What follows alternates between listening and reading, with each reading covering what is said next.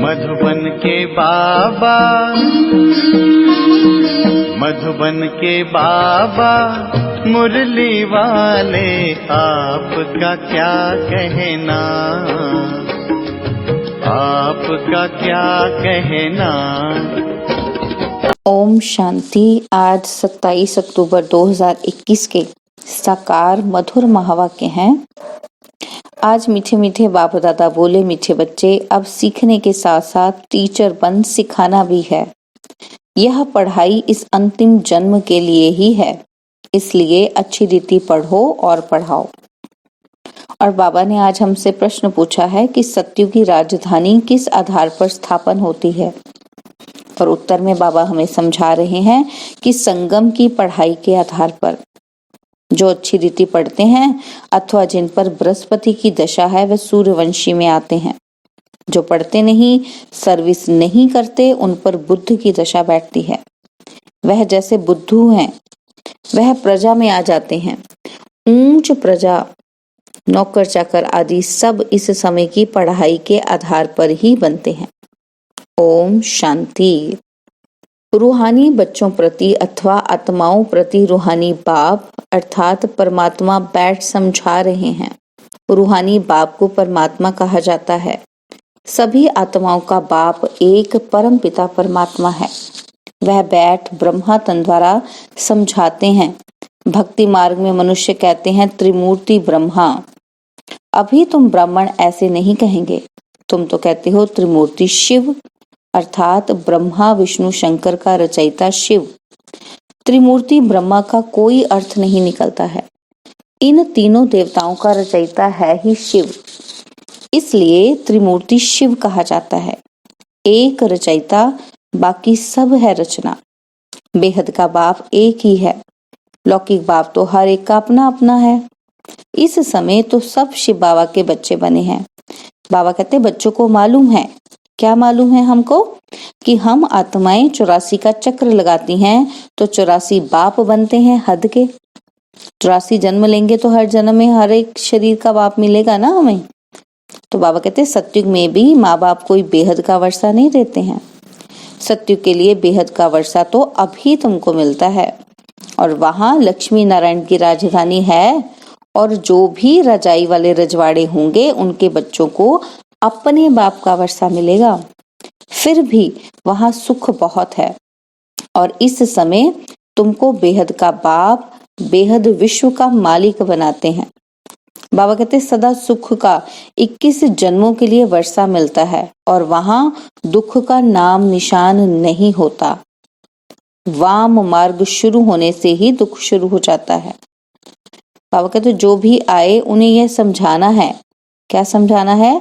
कि तुम्हें 2 बाप हैं। 84 जन्मों में तो 84 बाप हद के मिलते हैं, और बेहद का बाप तो एक ही है। अभी तुम बच्चों की बुद्धि में यह भी समझ है कि मूल वतन क्या है। मूल वतन जो चित्र में दिखाते हो वह भी बड़ा बड़ा बनाना चाहिए। उसमें छोटी छोटी आत्माएं सितारे मिसल चमकती हों। जैसे आगे तुम फायर फ्लाई का हार बनाते थे, वैसे यह मूल वतन का भी बनाना चाहिए। प्रोजेक्टर शो दिखाते हैं तो उसमें भी मूल वतन का चित्र ऐसा दिखाना चाहिए। झाड़ बड़ा हो तो क्लियर दिखाई पड़े कि हम आत्माएं वहां रहती हैं। बच्चों को समझने में भी सहज होगा। यह है बेहद का बाबा जो ब्रह्मा द्वारा दैवी संप्रदाय की स्थापना कर रहे हैं। अभी तुम ब्राह्मण हो, फिर दैवी गुणों वाले देवता बनेंगे। अभी सभी में आसुरी गुण हैं, उनको आसुरी अवगुण कहेंगे। वाम मार्ग से दुख शुरू होता है। ऐसे नहीं कि रजो प्रधान बनने से फट दुखी होते हैं, नहीं, थोड़ी थोड़ी कला कमती होती जाती है। मुख्य चित्र है ही त्रिमूर्ति, गोला और स्वर्ग नरक के गोले। बाबा कहती है पहले पहले समझाने के लिए बहुत जरूरी है। झाड़ के चित्र में भी आधा आधा कल्प का माप पूरा है। एक्यूरेट होने से पूरा समझाने में आएगा। यह ज्ञान सिवाय बाप के और कोई समझा ना सके। घड़ी घड़ी समझाने के लिए त्रिमूर्ति का चित्र जरूर चाहिए। यह है निराकार बेहद का बाप जिसको सब याद करते हैं। आत्मा जानती है कि वह हमारा बेहद का बाप है। उनको दुख में सब याद करते हैं। सत्युग में याद करने की दरकार ही नहीं, वह तो है ही सुखधाम। देवताएं ही पुनर्जन्म लेते आए हैं, यह भी किसी को पता नहीं। बाबा कहते तुम जानते हो, क्या जानते हैं हम, कि सतो प्रधान से फिर हम कैसे सतो रजो तमो में आते हैं। बाबा कहते आत्मा में खाद पड़ती जाती है। तुम्हारी आत्मा जानती है कि हमको 84 जन्मों का पाठ बजाना है। वह एक्यूरेट हमारी आत्मा में नूंद है। कितनी छोटी सी आत्मा में पाठ सारा नूंधा हुआ है। बाबा कहते ये है गुहे ते गुहे समझने की बातें। कोई भी मनुष्य मात्र सन्यासी उदासी आदि की बुद्धि में ये बातें आ नहीं सकती। भल नाटक कहते हैं, वो कहते हैं कि ये दुनिया एक नाटक है। बाबा कहते हैं नाटक को ड्रामा नहीं कहा जाता। बाबा कहते हैं ये ड्रामा है, नाटक नहीं है। नाटक तो छोटा होता है, एक एपिसोड का या 2 एपिसोड का। ड्रामा कौन होता है, जो बहुत लंबा चलता है, बहुत सारे एपिसोड्स होते हैं वहां। तो बाबा कहते हैं ये ड्रामा है। ड्रामा बाइस्कोप आदि नहीं थे, पहले मूवी थे, अभी टॉकी बने हैं। हम आत्माएं भी साइलेंस से टॉकी में आती हैं। तो जब पहले पहले सिनेमा स्टार्ट हुआ तो क्या होता था, बिना आवाज की मूवीज होती थी ना, तो उसके बाद अब टॉकी आ गई हैं, कलर्ड मूवीज आ गई हैं। तो बाबा भी कहते हैं कि हम आत्माएं भी पहले साइलेंस में थी, फिर टॉकी में आती हैं, इस दुनिया में आती हैं तो टॉकी में आ गई, और टॉकी से फिर मूवी में जाए। टॉकी से मूवी माना मूवी सूक्ष्म वतन की बात करें, जिसमें आवाज नहीं है, सिर्फ मूवमेंट है। तो बाबा कहते टॉकी से फिर मूवी में जाए, बाद में साइलेंस में जाते हैं। योग में बैठते हैं तो करते हैं ना रूरिहान। रूरिहान में क्या है कि मुख से नहीं बोलते, संस्कार विचारों से बात करते हैं ना। तो बाबा कहते फिर उसके बाद हम कहाँ जाते हैं, शांति धाम में जाते हैं, साइलेंस में। तो इसलिए तुम बच्चों को सिखाया जाता है, क्या सिखाते हैं बाबा, कि जास्ती टॉक ना करो। रॉयल मनुष्य बहुत आहिस्ते बोलते हैं, तुमको जाना है सूक्ष्म वतन में। बाबा कहते सूक्ष्म वतन का ज्ञान अभी बाप ने समझाया है। यह है टॉकी दुनिया और वह है मूवी। वहां ईश्वर से बातचीत चलती है, वहां सफेद लाइट का रूप है, आवाज नहीं। और बाबा कहते वहां की मूवी भाषा 1-2 में समझ जाते हैं। तो अभी तुमको जाना है साइलेंस में वाया मूवी। बाप कहते हैं मुझे पहले पहले सूक्ष्म सृष्टि रचनी पड़े और फिर पीछे स्थूल। गाया भी जाता है, क्या गाते हैं, मूल वतन सूक्ष्म स्थूल। बाबा कहते हैं मनुष्यों को यह भी पता नहीं कि ब्रह्मा विष्णु शंकर सूक्ष्म वतनवासी हैं। वहां कोई दुनिया नहीं है, सिर्फ ब्रह्मा विष्णु शंकर देखने में आते हैं। विष्णु 4 भुजा वाला देखते हो। बाबा कहते इससे सिद्ध है कि प्रवृत्ति मार्ग है और सन्यासियों का है निवृत्ति मार्ग। बाबा कहते यह भी ड्रामा है, जिसका वर्णन करके बाप समझाते हैं। मुख्य बात तो बाप कहते हैं मन मना भव। बाबा कहते बाकी है डिटेल। यह समझने में टाइम लगता है, मन मना भव समझने में क्या होता है, टाइम लगता है। बाबा कहते नटशल में है बीज और झाड़। बीज को देखने से सारा झाड़ बुद्धि में आ जाता है। बाप बीज रूप है, उनको इस झाड़ का और सृष्टि के चक्र का सारा नॉलेज है। समझाने के लिए सृष्टि चक्र अलग है, झाड़ अलग है। बाबा कहते झाड़ में ये सब चित्र दिए हैं, कोई भी धर्म वाले को दिखाया जाए तो समझ सकते हैं। क्या समझ सकते हैं, कि हम स्वर्ग में तो आ ही नहीं सकेंगे। भारत जब प्राचीन है तो सिर्फ देवी देवताएं ही थे, बाकी सब शांति धाम में रहते थे। बाबा कहते तुम बीज और झाड़ दोनों को जानते हो। कैसे जानते हैं हम, क्योंकि बाबा ने नॉलेज दे दी ना हमें। तो बाबा कहते बीज ऊपर में है, जिसको वृक्षपति कहते हैं। अब तुम बाप के बने हो तो तुम्हारे ऊपर बृहस्पति की दशा बैठी हुई है। जो बाप के बनते हैं उनके ऊपर बृहस्पति की दशा कहेंगे। और फिर है चक्र की दशा, बुद्ध की दशा। बाबा कहते बृहस्पति की दशा वाले सूर्यवंशी बनते हैं और बुद्ध की दशा वाले प्रजा में चले जाते हैं, सर्विस नहीं कर सकते। बाप को याद ही नहीं करते तो बुद्धू ठहरे। बाबा कहते इसमें भी नंबरवार बुद्धू बनते हैं। कोई प्रजा, कोई ऊंच प्रजा, कोई कम प्रजा, कहाँ साहूकार प्रजा, फिर कहाँ उनके भी नौकर चाकर। सारा पढ़ाई पर मदार है। पढ़ाई भी सतोगुणी, रजोगुणी, तमोगुणी होती है। राजधानी स्थापन हो रही है। जो होशियार है वह बाप की याद में भी रहते हैं। बाबा कहते सारा झाड़ बुद्धि में रहता है। पढ़ाई से ही टीचर बैरिस्टर बनते हैं और टीचर फिर दूसरों को भी पढ़ाते हैं। बाबा कहते पढ़ते तो सब हैं, एक ही पढ़ाई है, फिर कोई तो पढ़कर ऊंच चढ़ जाते हैं और कोई फिर वहां ही टीचर बन जाते हैं। जो सीखे हैं वह पढ़ाते हैं। बाबा कहते अभी तुम जो भी पढ़ते हो, तो अभी बाबा कहते अभी तुम भी पढ़ते हो। कोई तो पढ़ते पढ़ते टीचर बन जाते हैं।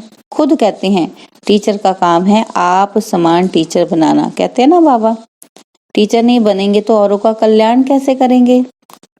बाबा कहते टाइम थोड़ा है, जब तक विनाश हो तब तक सीखते रहेंगे, फिर तो सीखना बंद हो जाएगा और फिर बाबा 5000 वर्ष बाद आकर सिखलाएंगे।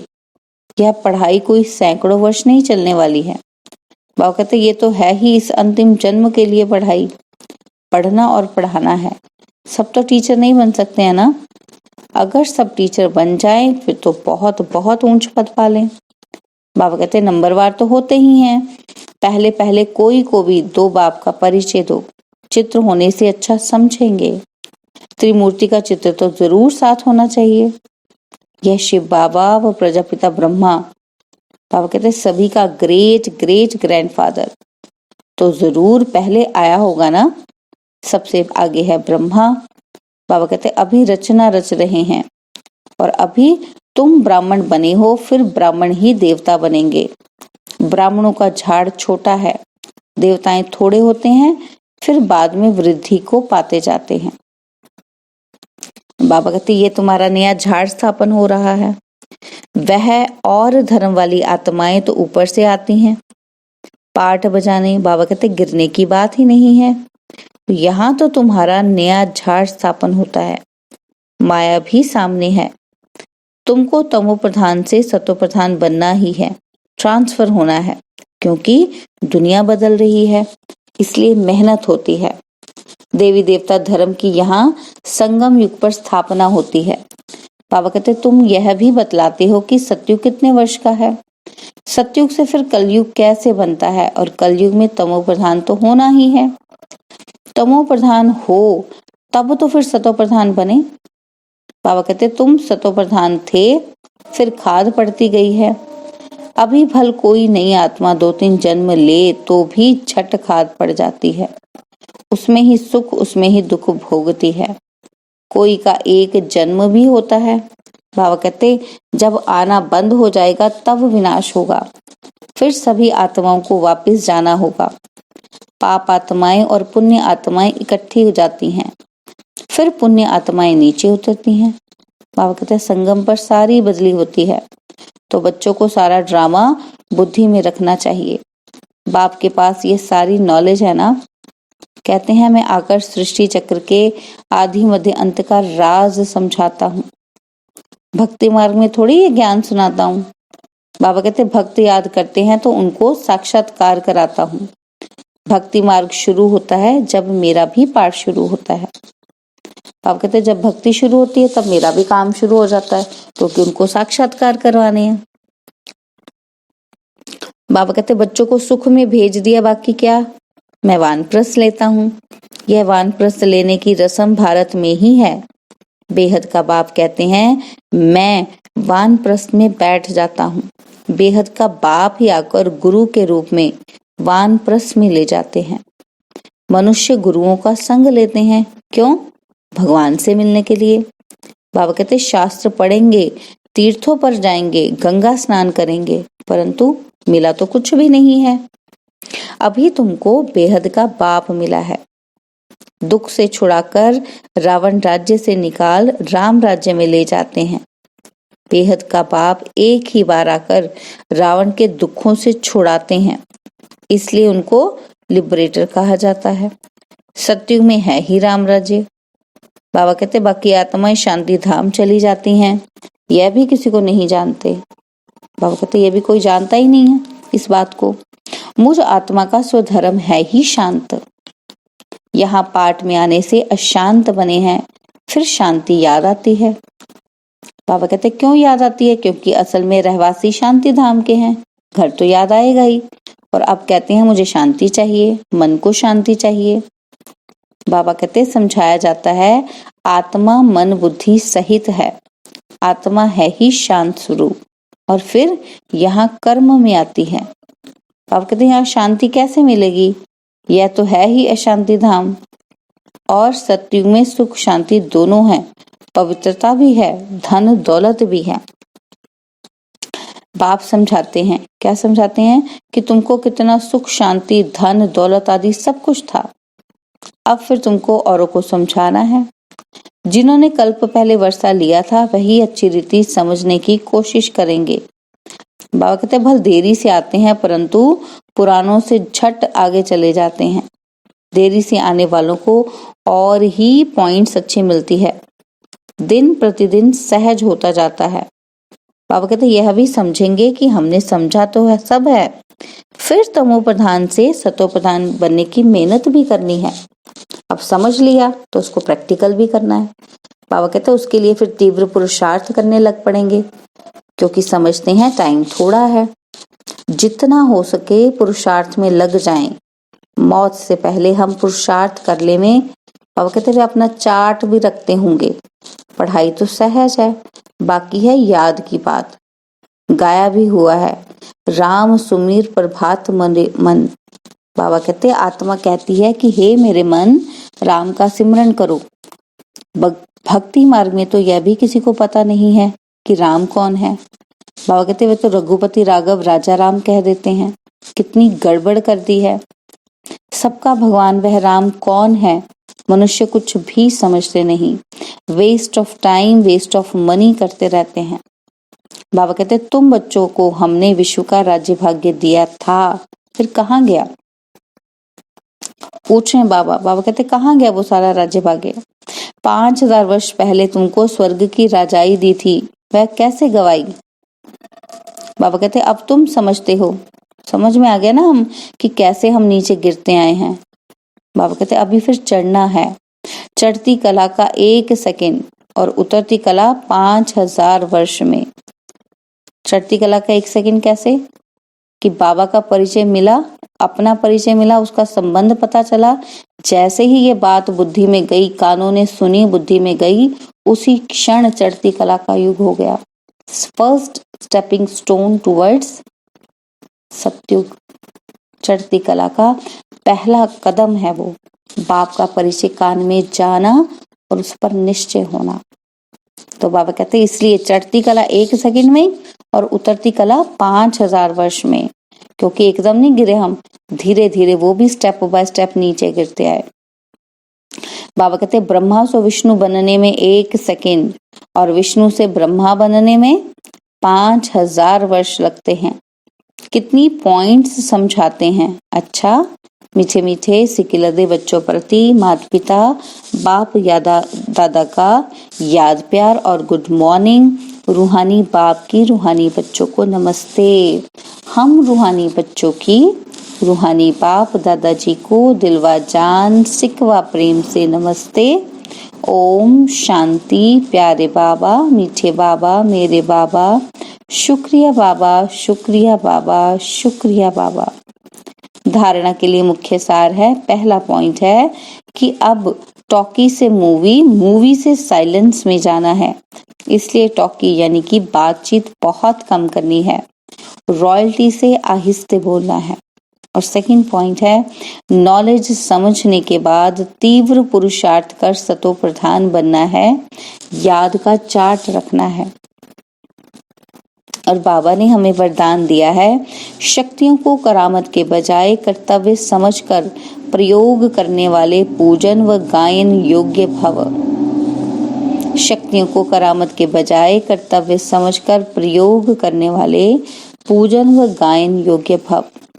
बाबा कहते याद द्वारा जो शक्तियों की प्राप्ति होती है ना, उन्हें करामत समझकर प्रयोग नहीं करना, लेकिन कर्तव्य समझकर कार्य में लगाना।